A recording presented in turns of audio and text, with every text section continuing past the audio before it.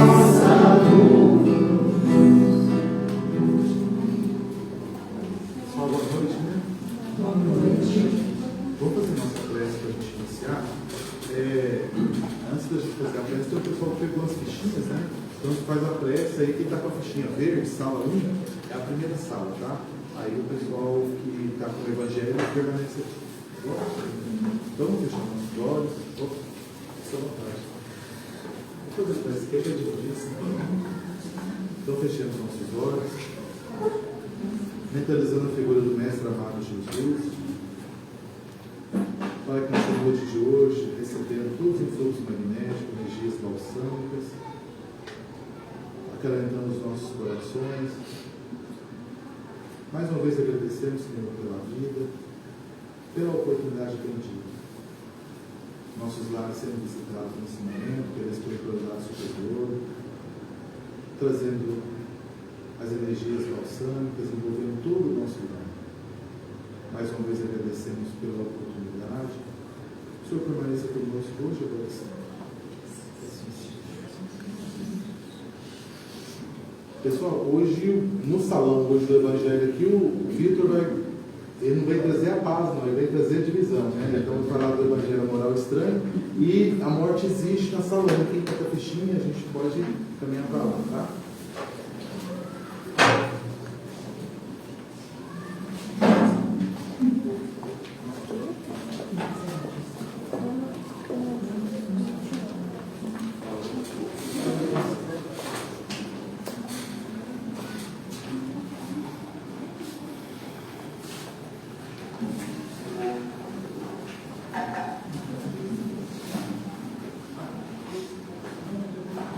Pessoal, boa noite a todos. Eu sou o Bruno, tá? Fui convidado aqui para a gente fazer um estudo do Evangelho.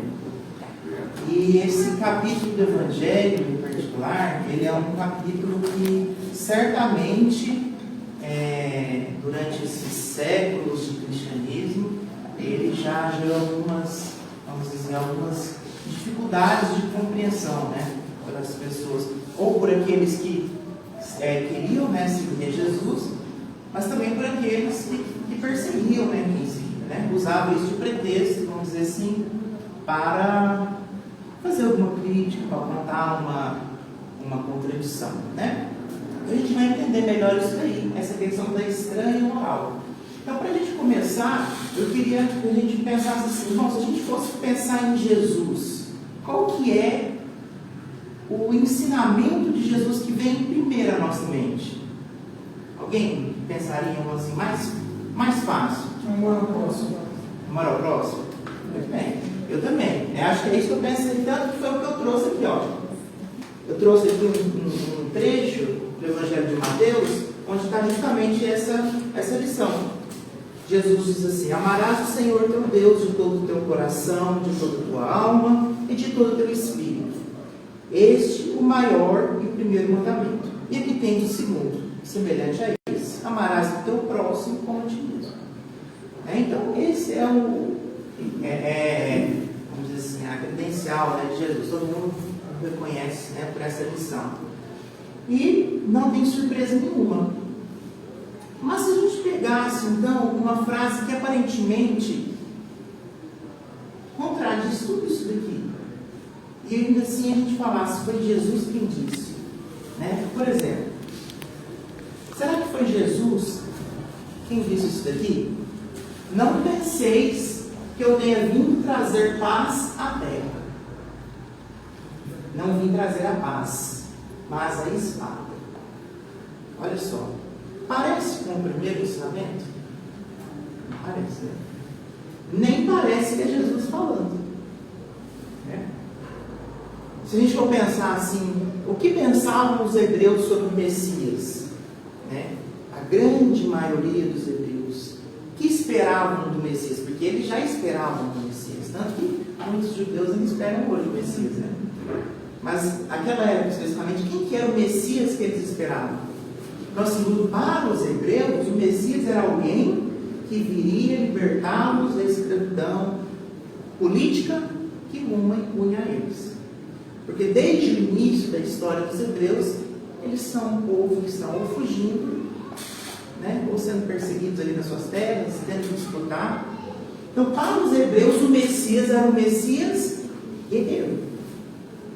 Então, pode ser, para os hebreus, faria todo sentido, né? Mas e para nós que vimos aquele texto anterior, fez sentido? A princípio não, né? Mas foi Jesus quem disse. Está lá também no Evangelho de Mateus, essa frase de Jesus. Bem, então, esse é o nosso tema, né? Essa questão, né, de não, eu vim trazer a divisão, né? Não vim trazer a paz, é o que Jesus disse. Kardec se ocupou desse assunto da seguinte forma: será mesmo possível que Jesus, a personificação da doçura e da bondade, haja dito isso? Não estarão essas palavras em contradição flagrante com os seus ensinos? Não haverá blasfêmia em lhe atribuírem a linguagem de um conquistador sanguinário e devastador? Olha a preocupação de Kardec. Será mesmo que foi Jesus quem disse? Será que não foi um problema de tradução? Será que não foi uma coisa desses textos apócrifos que surgem? Mas Kardec também responde à própria indagação. Não há blasfêmia. Ou seja, atribuir essa fala a Jesus não há blasfêmia. Peraí, mas não é contraditório? Então como que não é blasfêmia? Aí Kardec já vem nos trazer um outro esclarecimento. Tomadas a letra, tenderiam a transformar a sua missão, toda de paz, noutra de perturbação e discórdia, consequência absurda que o bom senso revele, porquanto Jesus não podia transmitir isso. Então, olha a preocupação de Kardec. Jesus, sendo aqui na Terra o representante verdadeiro de Deus, que era o único capaz de transmitir o seu pensamento, que nos trouxe a lei universal. Vocês sabem qual que é a lei universal? Que abrange todo o universo, não só a Terra? É o Evangelho. Né? O Evangelho não é a lei da Terra. O Evangelho é uma lei universal. Por quê? Porque é a lei de Deus. Então, Jesus, será que esse Jesus poderia desmentir-se? Isso não imputaria a ele uma perda de credibilidade? Realmente não poderia. Por isso que ele fala, tomadas a letra. Então quer dizer o quê? Quer dizer que Jesus, ora ele está sendo direto, ora ele está sendo mais específico e até mesmo literal, ora ele está sendo mais figurado. E aí a gente começa então a pensar de uma outra forma. Então por que Jesus faz isso? Por que Jesus não foi enfático? Né? Por que ele não disse exatamente o que deveria ser dito? Essa deve ser a nossa pergunta. E outra também, por que ele teve que criar outra princípio era contraditório? E aí vem uma questão. Jesus, todos sabemos, falava por parábolas. Parábolas é uma figura de linguagem, né? Que quer mais ou menos nos dizer que eu não sou aí a pessoa mais correta para definir, mas é um sentido figurado que se atribui a uma fala, a um texto, é uma interpretação figurada. Então, olha só, perguntaram para Jesus, por que eles falam por parábolas? Então, na época mesmo, já algumas pessoas sabiam que Jesus falava por parábolas.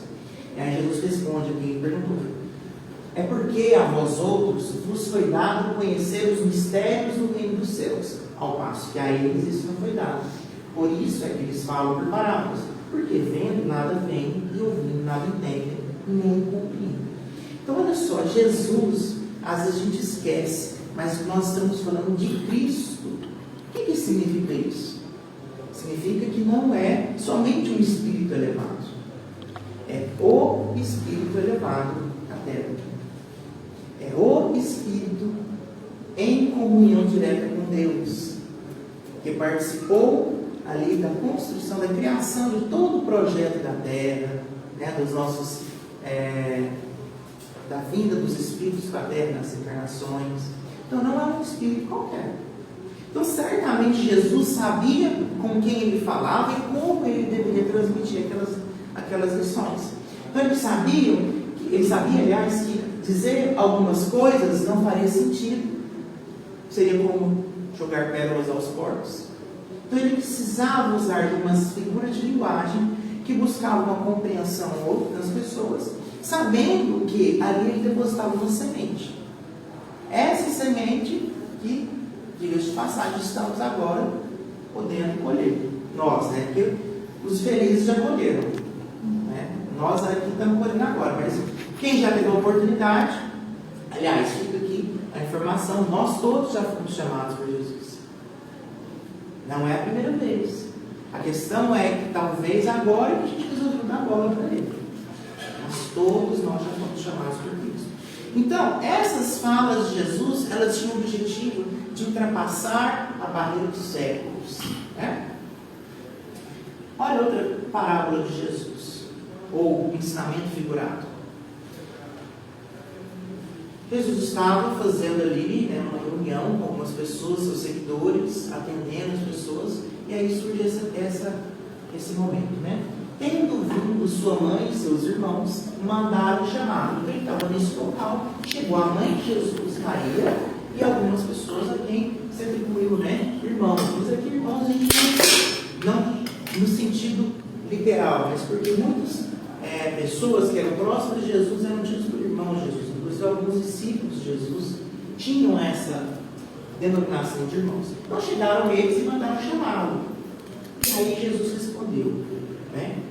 E foi interrompido e falou assim: quem é minha mãe e quem são meus irmãos? E perspassando o olhar para os que estavam assentados ao seu derredor, diz: eis aqui minha mãe e meus irmãos. Então Jesus estava negando Maria? Então Jesus estava aqui, mais uma vez, ensinando através de uma linguagem figurada, dizendo, naquele instante, que havia uma família universal, antes da família sanguínea, antes de uma família aqui, né, presente na encarnação. Há muitos ensinamentos nessa passagem, mas o importante é a gente observar a figura de linguagem mesmo. Voltando nessa questão do que motiva Jesus nessa fala, né? Kardec diz: toda ideia nova forçosamente encontra oposição, e nenhum ato se implante sem lutas. Então, ou seja, qualquer que tenha sido o profeta, o pensador, né, encontrou alguma oposição ao trazer algum ensinamento, a trazer alguma ideia nova. Especialmente Jesus, porque Kardec continua: a resistência é sempre proporcional à importância dos resultados previstos. Porque quanto maior ela é, tanto mais numerosos são os interesses que ferem. Então Jesus feria interesses? Certamente. Porque a existência de Jesus, em todos os sentidos, era uma inquietação àquele povo, o povo hebreu. Por quê? Porque Jesus chamava a consciência dos homens. Porque não bastava aquela vivência religiosa comum que as pessoas tinham. Jesus fazia com que as pessoas fossem além, realmente viver aqueles mandamentos de Moisés. Né? Porque muitas pessoas eram injustas no seu trabalho, eram bons maridos, bons pais. Né? Mas, no que diz respeito às outras pessoas, eram frios ou eram violentos. Ainda bem que não é mais assim hoje, né? Mas olha só, Jesus então ele chama a atenção dessas pessoas a todo instante. E essas pessoas estão o quê? Incomodadas com Jesus. Então, naturalmente, a resistência era alta. Tanto é que o fim todos já sabemos, né? Testemunho de Jesus. Então Jesus enfrentou uma resistência muito grande. Olha que interessante. Kardec também nos traz a menção a um fato. Ele diz sobre Sócrates. Todos já ouviram falar de Sócrates, né? Sócrates foi um pensador, um filósofo, um dos maiores expoentes da filosofia, né? Depois dele, vários outros surgiram a partir do trabalho de Sócrates, né? Do que ele ensinou os seus seguidores, etc. E aí Kardec disse: Sócrates também não ensinaram uma doutrina até certo ponto análoga à do Cristo, né? Ele está perguntando que sim, muitas das ideias de Sócrates têm muita sinergia com as ideias bases, os princípios do cristianismo. Por que não prevaleceu naquela época a sua doutrina no seio de um dos povos mais inteligentes da terra, que eram os gregos? Por que não prevaleceu? Por que não eram os gregos ali, os expoentes da moral? É que ainda não chegaram o tempo. Ele semeou numa terra não lavrada. O paganismo ainda não achava gasto. O Cristo recebeu em propício tempo a sua missão. Muito faltava, é certo? Para que todos os homens de sua época estivessem à altura das ideias cristãs. Mas havia entre eles uma multidão mais geral para assimilar, pois que já se começava a sentir o vazio que as crenças vulgares deixavam na alma. Ou seja, o terreno que Sócrates semeou, os princípios morais, não era um terreno bom ainda. Tanto que o que ficou do Sócrates foi justamente o outro aspecto da filosofia, né? De tudo aquilo que a gente conhece, do pensamento crítico, né? Do conhecer a si mesmo, mas profundamente as ideias de fraternidade, elas não permearam, elas não tiveram tempo, porque não era o tempo. Tá? Mas Sócrates não era Jesus. Sócrates não tinha essa capacidade, né? De saber entender o tempo das coisas, como Jesus, como era sabido. Quando Jesus então declara: não creiais que eu tenha vindo trazer a paz, mas sim a divisão, seu pensamento, na verdade, era este: não creiais que a minha doutrina se estabeleça pacificamente. Ela trará lutas sangrentas, tendo por pretexto o meu nome, porque os homens não me terão compreendido, ou não terão querido compreender. Olha só, Kardec lançando luz ao ensinamento de Jesus, né? Que é mais ou menos o que todo o Evangelho segundo o Espiritismo faz. Já pararam para pensar? O Evangelho segundo o Espiritismo, ele tem essa capacidade de nos tornar próximos, né, do Evangelho de Jesus. Porque ele permite que pessoas como nós, ou seja, pessoas sem conhecimento de teologia, sem conhecimento às vezes mais históricos, mas que a gente consiga extrair o sentido moral daquelas passagens, né?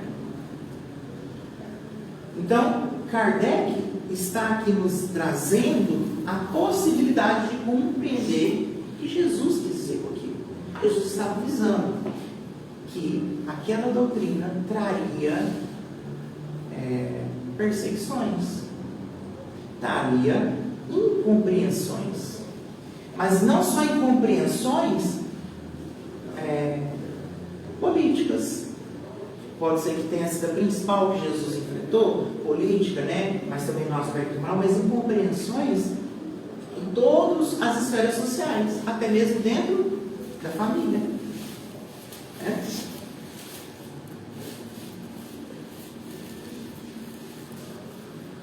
Por isso diz: os irmãos separados pelas suas respectivas crenças desembainharão a espada um contra o outro, e a divisão reinará no seio de uma mesma família, cujos membros não partilham da mesma crença. Então, em nome de Jesus, ou a pretexto de Jesus, haveriam conflitos e perseguições. Ora, contra aqueles que atestavam sua fé, ora contra os que não atestavam sua fé. Talvez tenha sido a pior de todas as perseguições, né? Porque no começo o cristianismo ele passa sendo perseguido como instituição, né? Depois ele passa a ser perseguidor. Não demora muito, né? É verdade. Por quê? Porque o cristianismo ele deixa de ser compreendido no seu aspecto mais moral e passa a ser uma religião-estado. E aí, naturalmente, que as coisas vão se perdendo sentido. Bem, então, essa divisão, ela reina justamente porque, como Jesus falou, haveriam aqueles que não compreenderiam Jesus, ou aqueles que não iriam querer compreender Jesus. Então, aí, a divisão que Jesus falou. Jesus, então, quando ele vem trazer esses ensinamentos da Boa Nova, ele não vem justamente fazer com que magicamente a gente se torne pessoas de bem. Por quê? Porque cabe a nós a nossa caminhada. Então essa história, quando a gente às vezes vê algumas pessoas falando assim que Jesus veio pagar pelos nossos pecados, ela tem mais sentido a nos confundir do que a nos esclarecer. Porque a nossa caminhada é nossa. Então, ou seja, ao percorrer a caminhada de Jesus, nós seríamos perseguidos. Como ele mesmo foi. E foi. Vim lançar fogo à terra para explodir-la dos erros e dos preconceitos. Do mesmo modo que se põe fogo no campo para destruir dele as ervas más. E tenho pressa de que o fogo se acenda, para que a decoração seja mais rápida, visto que do conflito sairá triunfante a verdade. Então Jesus iria querer nos movimentar, nós espíritos errantes. Não era para a gente viver uma vida tranquila. Ademais, qualquer pessoa que se intitule cristão e realmente passe a seguir Jesus, certamente, cedo ou tarde, encontrará alguma contrariedade do amigo, da família, do trabalho. Podem pensar, depois me fala, mas certamente alguma incompreensão, algum tipo de desgosto. Continuando, a guerra sucederá a paz, ao ódio dos partidos, a fraternidade universal, as trevas do fanatismo, a luz da fé esclarecida. Então, quando o campo estiver preparado, eu vos enviarei o Consolador, o Espírito de verdade. Então, nós estamos nesse momento onde nós somos essas moléculas sendo agitadas por Jesus, para que a gente saia do comodismo, para que a gente saia da zona de conforto, porque as coisas não estão bem, no sentido assim, a gente ainda não alcançou onde a gente precisava alcançar. Nós estamos há inúmeras encarnações cometendo muitos dos mesmos erros, coisas que, sob determinado ponto de vista, já poderíamos ter aprendido. Então Jesus vem nos colocar em caminho. E aí o que é nos colocar em caminho? Aí é aparecer a incompreensão, é aparecer a dificuldade na vida, a dificuldade no trabalho, a dificuldade no relacionamento.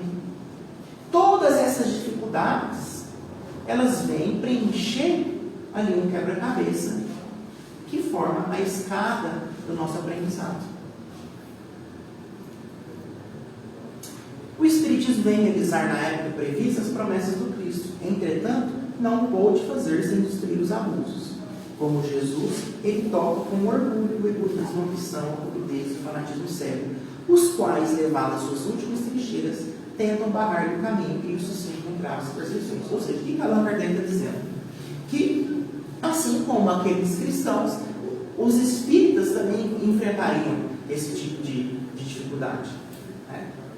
Então, no primeiro momento, o espiritismo é muito perseguido por outras religiões. Como qualquer religião, passa a ganhar espaço, passa a ganhar aceitação, passa a ganhar compreensão das pessoas, mas aí as dificuldades vão sendo outras. A dificuldade ela surge dentro do centro espírita, dentro da família, dentro de todas as esferas. Por quê? Porque estamos todos nesse mesmo processo ainda. O tempo das lutas e das formas. Aí a intenção, mas os cristãos lá atrás, as perseguições deles era pedrada, era chicotada, era açoite. A gente não tem isso mais. Então, comparar espírita com os cristãos primitivos não tem nada a ver. É um ambiente desse, ótica, as coisas mudaram. Então ele diz: o tempo das lutas e das perseguições sanguinolentas passou. São todas de ordem moral as que terá de sofrer, e próximo listás o termo. Ou seja, as nossas provações são de ordem moral.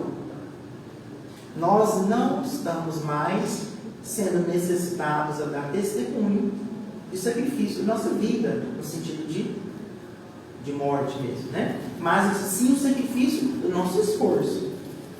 As primeiras duraram séculos, estas durarão apenas alguns anos, porque a luz, em vez de partir de um único foco, irrompe de todos os pontos do globo e abrirá mais de pronto os olhos aos céus, né? Então, qual que é o nosso testemunho hoje? Porque às vezes a gente pode pensar, não, a época dos cristãos terem de dar testemunho já passou, mas não, ele continua. O testemunho é outro. Dependendo da perspectiva, não, é um testemunho mais acessível, mais fácil, né? Eu tenho certeza que todo mundo entraria em pavor na ocasião de ter ser levado, né, a um circo ali para ser morto por tigres e leões, que é o que acontecia aos primeiros cristãos lá em Roma. Então, qual que é o nosso testemunho, né, que entra nessa questão? Como poderemos reconhecer as tribulações e perseguições de ordem moral que a doutrina do Cristo hoje enfrenta? E aí a gente começa a trazer para a nossa realidade. Se Jesus disse que traria divisão, porque a sua doutrina nos faria ser perseguidos, e lá atrás eu disse, as palavras de Jesus atravessariam os séculos. Então, qual que é a nossa perseguição? A que sofremos e às vezes a que nós mesmos realizamos. Isso também acontece. Será que a gente enfrenta compreensão dentro de casa? Será que a gente já teve algum amigo que passou a nos considerar estranho, sem graça, ou nos deixou de lado, justamente porque em determinado momento a gente mudou um pouco a nossa perspectiva? Passamos a nos interessar por algumas coisas, né? Justamente porque a gente estava revisando, amadurecendo, né? E aí, é aquela história, né? Quando a gente percebe que a gente não precisa mudar de amigos, a gente percebe que os amigos mudam. Então, esses amigos nem sempre sabem disso, ou aceitam isso. Então, será que a gente já teve algum desses amigos? Será que no trabalho a gente já precisou, para ser aceito socialmente, se abster de falar alguma coisa? Ou melhor, será que a gente não teve coragem de demonstrar a nossa opinião? Porque às vezes as pessoas dizem, a diversão está ali fazendo aquele famoso maledicência, né? Principalmente no trabalho. Então, aquela coisa de comentar sobre o que as outras pessoas estão fazendo, sobre o que fulano, a roupa do fulano, o jeito do ciclano, a aparência. Então, será que ali naquele momento, eu, para ser interessante ou não ser esquisito, eu deixei de ser aquilo que eu acredito para ser agradável? Porque eu estou com medo. Ou seja, eu estou com medo dessa perseguição. Então, ou seja, eu não estou dando o meu testemunho. Por quê? Porque não faz sentido a gente chegar aqui e a gente entender, como eu perguntei lá no início, qual que era a moral de Jesus, amar o próximo como nós mesmos. Aí a gente entende, concorda, fala que é isso mesmo e vamos fazer. Aí chega lá fora, a gente não consegue enxergar isso no nosso. Como aplicar isso? Aliás, a gente enxerga, mas ignora, né? Então não é por aí. É por isso que a gente está reencarnando várias vezes, né? Então, as nossas perseguições que a gente passa são de ordem moral. São justamente aquelas geradas pela incompreensão das pessoas que a gente conhece, né? Às vezes, quando Jesus fala, né, que ele vai separar pai e filho, né, irmão por irmão, ele está querendo dizer justamente sobre isso. Porque aquele que seguisse Jesus passaria a não mais encaixar no contexto. É o contexto da iniquidade, é o contexto da frieza, da indiferença, né? E aí, então Jesus, por isso está dizendo, eu vim trazer a divisão, não a paz. Eu não vim trazer uma fórmula mágica que faça com que o bom seja totalmente compreendido pelo mal. Pelo contrário, eu vim trazer as lutas e o aprendizado. Né? Alguém aqui passou pela escola sem sacrifício e esforço? Alguém aqui conseguiu um trabalho sem ter que se esforçar? Não. Então, alguém aqui em matéria de aprendizado moral vai conseguir sem se esforçar em ser uma pessoa melhor? Certamente não. Né? Então, na nossa realidade hoje, as nossas perseguições começam quando a gente traz isso para a nossa realidade, de unidade com Jesus. Então, olha só, quando a gente começa a viver a mediunidade com Jesus, a nossa vida muda. Por quê? Porque a gente começa a perceber como que isso abrange toda a nossa semana, né? O nosso preparo, a preocupação daqueles irmãos que estão ali, né? E certamente, ao nos dedicar, alguém vai falar, mas você só fica indo para o centro espírita, você já está indo 2 vezes, 3 vezes, né? E aí, essa é uma forma de perseguição. Ah, mas ninguém está te dando chicotada. Realmente não. Mas por que, se não estão te dando chicotada, você está tendo mais dificuldade de aceitar? Às vezes, se tivesse dado chicotada, você falaria assim, eu aguento. Mas como não dói, né? Aí a gente não percebe. Mas é uma perseguição. Por quê? Porque parte de uma incompreensão. Lá no fundo, quem não compreende essa questão de viver a mediunidade com Jesus, o trabalho do bem, lá no fundo ele não percebe, mas ele está perseguindo algo que para ele ainda não consegue dominar naquele momento.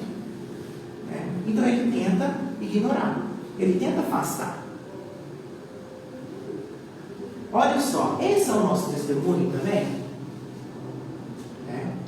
Não é um testemunho que Paulo passou. O que aconteceu com Paulo? Paulo chegava numa cidade para fazer uma pregação do Evangelho. Então, quando ele encontrava os adeptos, beleza. Mas quando não encontrava, ele apanhava mesmo, uma pedrada, ele era chicoteado.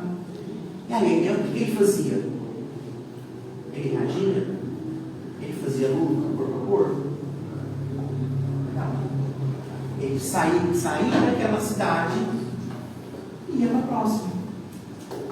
Sem guardar qualquer tipo de ressentimento, qualquer tipo de mágoa daquelas pessoas. A nós hoje é solicitado qualquer tipo de coisa nesse sentido? Não. Jesus hoje olha para nós e pede: dê um pouco do seu tempo, dê um pouco do seu esforço, dê um pouco do seu amor, do seu interesse, né, naquelas pessoas. Né? Por isso que o Evangelho é muito claro quando diz: fora da caridade não há salvação. Por quê? Porque não é mais necessário que a gente enfrente outro tipo de testemunho. É hoje necessário somente que a gente foque através da caridade, através dessas relações, a gente dá o nosso testemunho de cristão. E por fim, né? Para a gente já ir caminhando, né? A gente falou de mediunidade, a gente falou de caridade. Qual que é o nosso outro testemunho? Nosso outro testemunho é o da gente se esclarecer. Né? Então, lá no Evangelho, a mensagem do Espírito de verdade diz assim: espíritas, amai-vos, né? Primeiro mandamento, instruí-los. Isso assim. Né? Então, o esclarecimento, levar essas coisas que nos ajudam a ter fortaleza, a ter coragem, a ter disposição, a termos resignação, não são bons, né? Nos dão muitas vezes essa disposição. E a gente, por acaso, concordaria que não faz sentido a gente querer que outras pessoas também sintam isso? Então, se algo nos faz bem e se algo nos preenche tanto, por que eu vou guardar só para mim? Por que eu vou esconder a candeia debaixo do alqueire? Por que eu vou guardar esses ensinamentos para mim, na minha casa, no meu livro, e não vou fazê-los conhecidos? Afinal de contas, muitas pessoas podem até ter tido acesso a isso, mas elas não entenderam. Elas não tiveram ainda essa compreensão, esse alcance, né, que a gente está podendo ter hoje. Né? Então, instruí-vos é um outro testemunho que a gente tem hoje. Né? Então, o espírita, ele é convidado a testemunhar na ordem da mediunidade, na ordem da caridade e na ordem do esclarecimento. São as três principais atividades, né, que a gente precisa considerar para nós. Né? Esse é o nosso testemunho. E o nosso testemunho hoje encontra um campo muito fértil de trabalho, que é qual? A Casa Espírita. Que é hoje a nossa plataforma de trabalho. É onde a gente encontra os companheiros que vão nos dar força, que nos dão sustentação. A gente encontra uma câmara de passe para nos ajudar a revitalizar as energias, nos reequilibrar. A gente encontra o contato ali carinhoso dos mentores, né? Numa comunicação, numa mensagem. Então, a Casa Espírita é a nossa plataforma de trabalho, onde nós podemos dar esse testemunho. Né? Então, graças a Deus, a gente não precisa mais viver como os antigos cristãos, né? Que eles engatinharam para que a gente pudesse andar. Né? Então, dito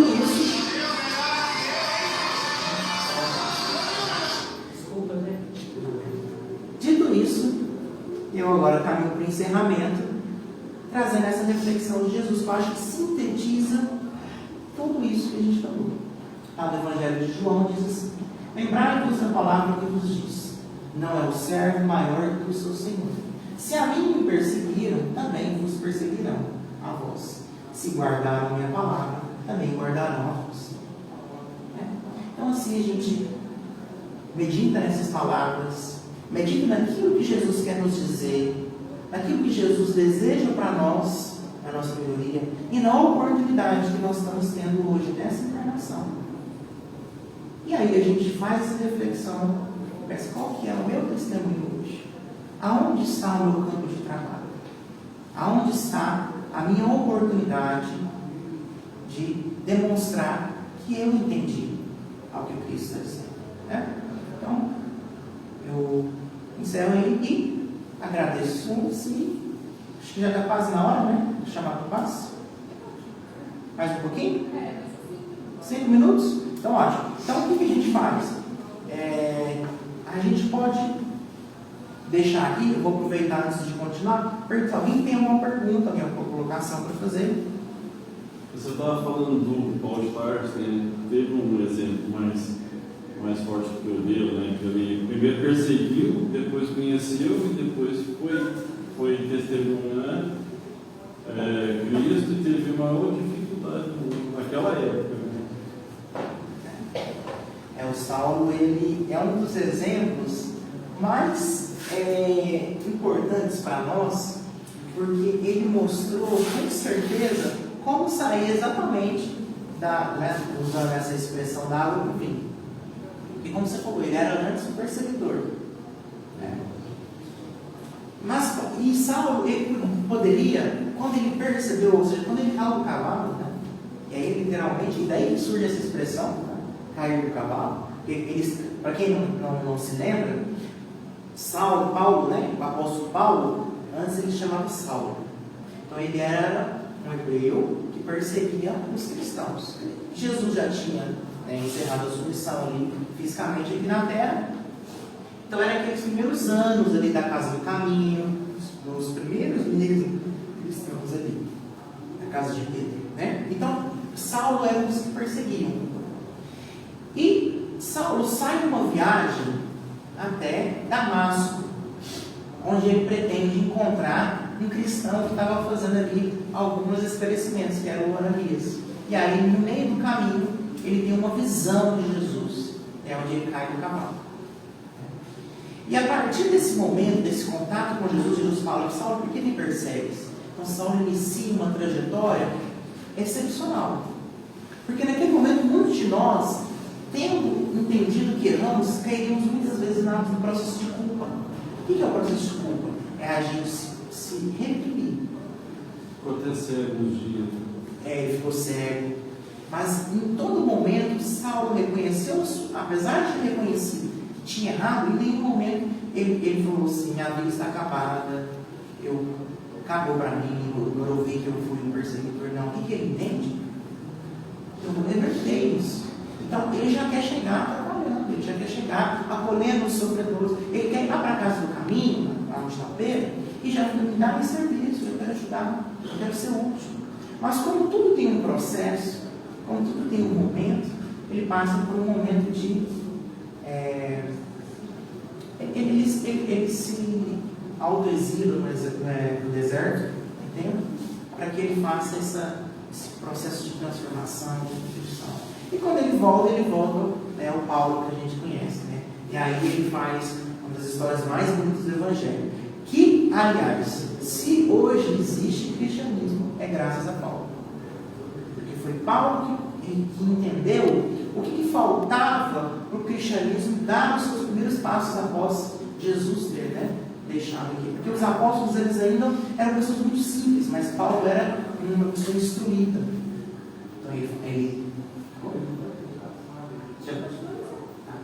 Então ele faz epístolas, ele apoia as igrejas. Então, graças a esse trabalho de Paulo, ou seja, por não ter sido culpabilizado, mas ter reconhecido o seu testemunho, que hoje a gente tem a oportunidade de conhecer o cristianismo. Então é um grande exemplo aí.